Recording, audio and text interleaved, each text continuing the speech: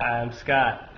Went to go fishing this weekend with my Yamaha 50 and got to the boat ramp and tried raising the motor, and I didn't have no power to the tilt trim.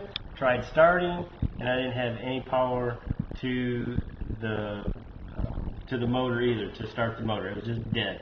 So I've lost my 12 volts going up to there. So sometimes it's the ground, but in my particular case, it ended up being the hot wire. And I'm going to show you where it was, because it was a real pain in the butt to troubleshoot. And hopefully this will help you. Alright, the easiest thing to do first is mine is a 703 controller, so it has 10 pins. Go buy you a 12 volt tester, light tester, and clip on your ground somewhere.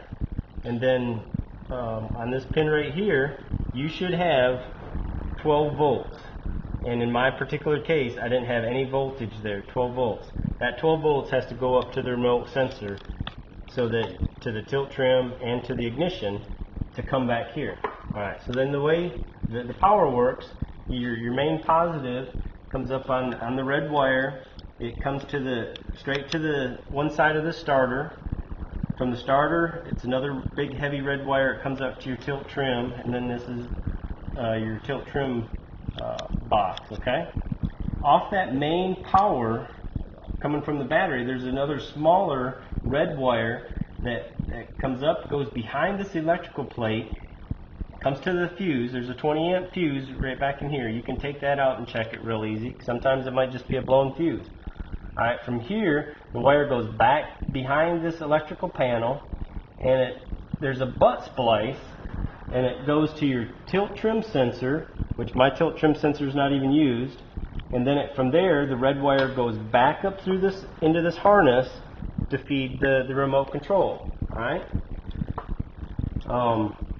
It's really pretty easy to get to. There's 5 bolts that you have to remove. There's 1, 2, 3, 4, 5 bolts there, and then there's a nut behind this main negative wire. There's a bolt back behind here that you have to remove. You have to remove this cover, pull off your spark plug cables connections, disconnect your 2 sensors that you have right here. You've got a few connections here. Don't worry about them. They're all color coded real good. So once those are disconnected, this whole thing, the starter and all this and all these components will just slide right off real easy. Okay? And then behind there's all the wires. Okay? And then the butt splice that I had that was bad is down here in the bottom. I just cut that butt splice out, redid the wires, put another butt splice on, siliconed them up real good, and then that's all it was. Make sure you get all your wires tucked back in real good. Just slide this unit back on, and voila, I had 12 volts. Everything was great, but finding that problem was no fun.